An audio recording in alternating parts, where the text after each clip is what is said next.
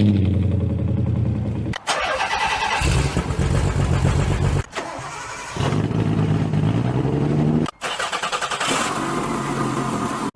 everybody, welcome to another episode of Car Addiction, and today I'm going to talk about how I can maintain my car hobby, which costs more than keeping a family of crack addicts. As you can all know, I only have a tiny YouTube channel which with like 5,000 subscribers, and only 1% of you subscribes.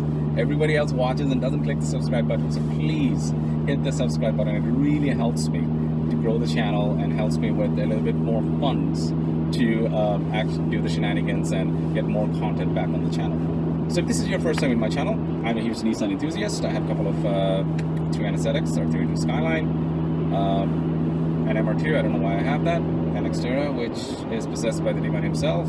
I drive a Santa Fe 2-liter turbo, all-wheel drive, where the all-wheel drive system turned into powder. If you're planning to be a car enthusiast and you are under 21 years old, stop, watch a cat video, talk to a female, don't be a car enthusiast. It is detrimental to your financial health. Now the warning is done. Let's talk about how I found my hobby. In 2021, I made about $2,800 US from YouTube revenue, which turns into the Canadian to US dollar exchange is about 1.3, somewhere around 3,300 Canadian. That's what I made from my YouTube. That's like a drop of water in the cost it takes to keep the two cars alive. Especially, I brought the Skyline back from the dead.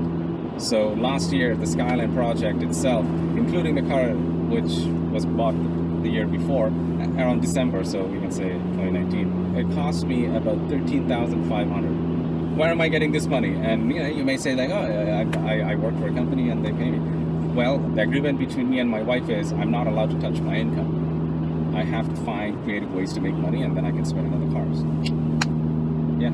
The way I generate money is I buy, sometimes I will buy cars, I'll flip one or two a year.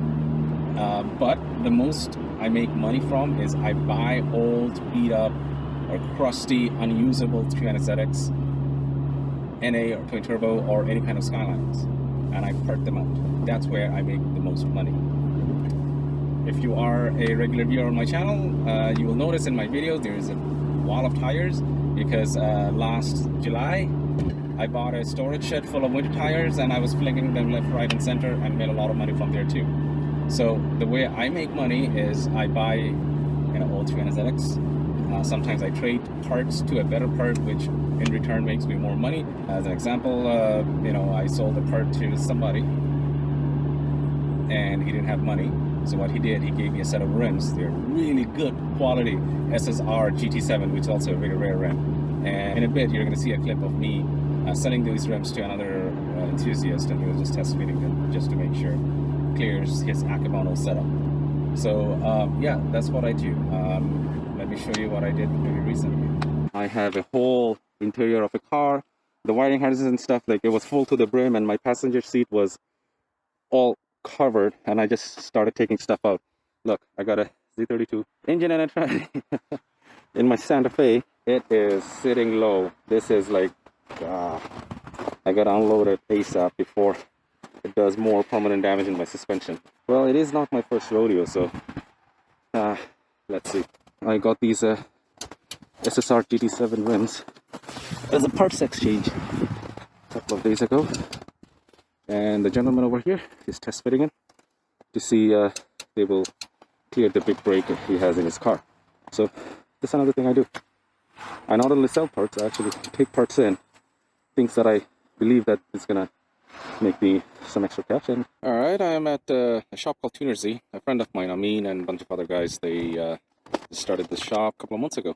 And these guys, they actually left these nice cars outside like this, like.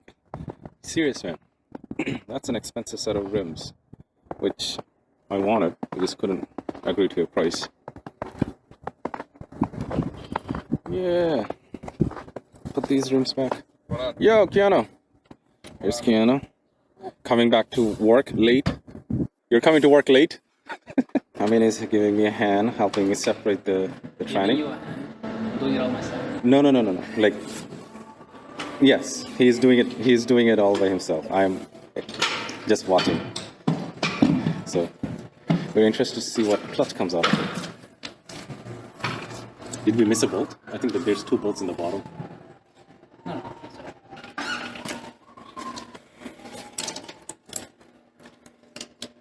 I'm at Tuner Z. I got a really nice shop. Bunch of really nice Z's.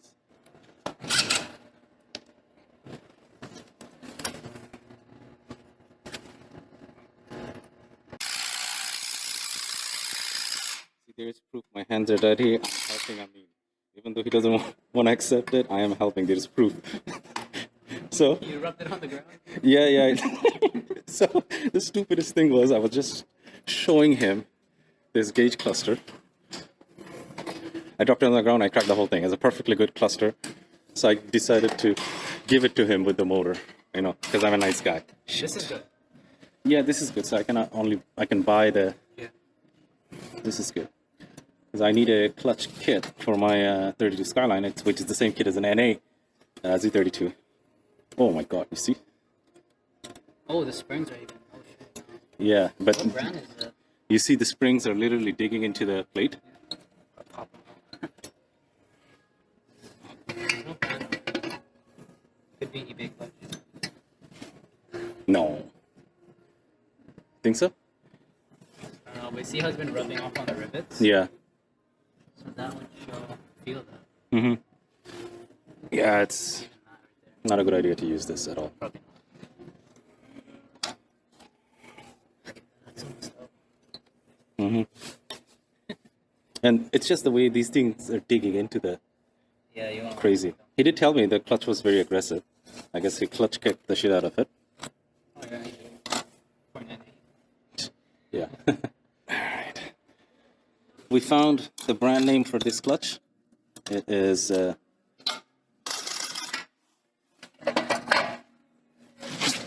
found it. Where did that go? Right here. Oh yeah. Seiko.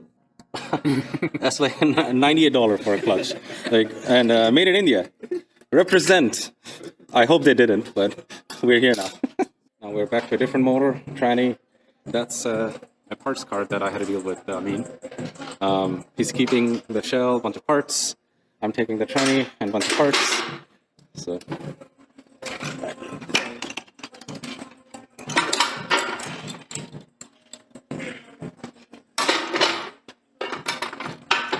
Snapped. I'm telling you, every single bolt in this motor just wants to snap. That's what I'm saying, this trans is... Without this tran, I make no money. Forget no money, I am probably like $600 in. The thing is, you have to remove all these bolts now. See, I'm holding it. I'm helping, Amin. How the hell? I know. This hell, surprisingly. No, it helps the power. You see how there's like no scoring? This engagement of the clutch is so good. It's nice and smooth, but I had the same problem. These pins riding over there, mine, I can show you to, it's actually back of my truck. They were pretty bad. Every time I press the clutch in, it will be like, you'll hear it inside. And that's why I tell people not to buy XZD. And XZD US reached out to me. I complained about it, and they did absolutely squat. Absolute worst transmission that anybody should deal with, because it's just not coming off, like not coming off from the bottom bracket section. So let's see. So I picked those 300ZX. It's basically, I picked the 300ZX NA, everything except the shell, sub, and the front and rear subframe, which they're hard to sell. So all the products that I picked up, I can fling them easily, pretty fast. As a matter of fact, I was at Amin's shop. Amin purchased the motor. I had to deal with him. And at the end of it, when I was loading the transmission, he made an offer on the other transmission. So we separated 2 transmissions, and both of them are mine. So I made a deal with Amin. Instead of him paying me, I made a deal with him for labor, so he's going to get some work done. So I have a set of perfectly good brand new TN coilovers for my 300ZX. and I haven't installed them yet. It's been 2 years since I'm sitting on it. So I made a deal with Amin. He's going to do the labor, and he's going to buy me front upper control arms, adjustable ones, so I can put a little bit more camera in when I come down. So anyway, he's going to do all of that, and I traded him the tranny for it, one tranny, and the other tranny that I picked up the night before, he made a call to another customer of him, and we made a deal. So the amount of money I spent to pick up those parts, just by selling the motor and tranny, I'm over that. I've actually made some money on it. And then I have the rest of the parts, which are easy to sell. So I paid $1,000 for everything, the tranny and all the interiors and whatnot. And I guess I will make 18 or 1900 out of them, and they should go pretty fast. And that's what I do. Every month I buy old parts all the time. As a matter of fact, this is not the day I picked up the parts or went to Amin's shop. It's a totally different day. I went to somebody to buy some more parts, but after I went there, I realized he was not truthful in terms of his item description, and I didn't even make an offer. I just left. There's too many crooks in the world. Anyway, this is how I make my money. That's how this shenanigans in the channel are financed by.